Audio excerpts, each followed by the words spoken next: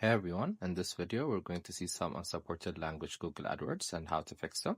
So first we're going to go to our browser and search for Google Ads. So as you can see, this is their official website we're clicking on. So for example, let's see how the ads work in our language or not. So we're going to click on Start Now. So it's going to ask us to write our business name and what people should look after clicking on our ad. You guys could choose either of the ones below.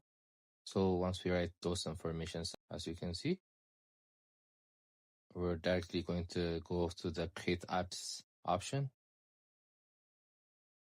Then as you can see, there are different keywords they want us to insert. So when we go to the language section, as you can see, there are certain languages they're accustomed to. So when I wrote a different language that Google doesn't support with its Google Ads, it didn't bring it up to me. So these are all the unsupported languages, as you can see. If you guys have Google Ads other than these languages which are supported, you guys need to change it. Or if not, there is a way. You guys could always translate using the Google Translate in your website. I hope this video is a help. Subscribe for more, like for more, share for more. I hope to see you again. Goodbye.